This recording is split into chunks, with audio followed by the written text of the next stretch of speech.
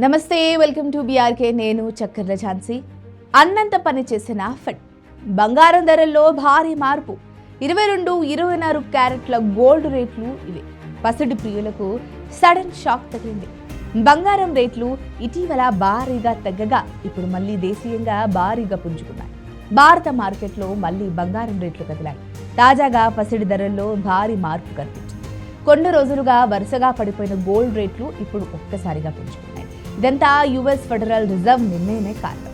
Fed అంచనాలకు అనుగుణంగానే కీలక వడ్డీ రేట్లను 25 బేసిస్ పాయింట్ల మేర తగ్గించింది. అంటే అమెరికాలో వడ్డీ రేట్లు ఇప్పుడు 3.75 నుంచి 4% వరకు తగ్గాయి. ఈ సంవత్సరం ఇది వరుసగా రెండోసారి వడ్డీ కోత.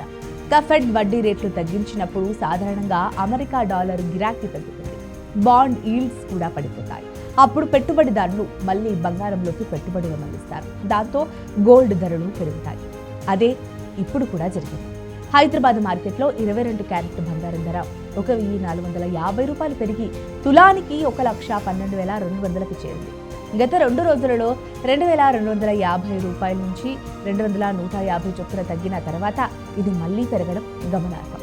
ఇక 24 క్యారెట్ల గోల్డ్ రేటు 1,580 రూపాయలు పెరిగి ప్రస్తుతం 10 గ్రాములకు 1,22,400కు చేరింది. వెండి ధర కూడా స్వల్పంగా 1,000 రూపాయలు పెరిగి కిలోకు 1.66 లక్షలుగా ఉంది. అయితే గత 15 రోజులలో వెండి ధర మొత్తం 41,000 తగ్గిందని కూడా చెప్పాలి. అంటే ప్రస్తుతం చిన్న పెరుగుదల ఉన్నా ఇంకా పూర్వ స్థితికి రాలేదు. అంతర్జాతీయంగా చూస్తే ఫెడ్ వడ్డీ రేట్ల కోతకు ముందు బంగారం ఔన్సుకు $100 వరకు పెరిగింది. కానీ వడ్డీ కోత ప్రకటన వచ్చిన తర్వాత మళ్ళీ స్వల్పంగా తగ్గింది. ప్రస్తుతం ఔన్స్ బంగారం ధర $3,950 వద్ద ట్రేడ్ అవుతోంది. సిల్వర్ ధర కూడా $47.70 స్థాయిలో కొనసాగుతుంది.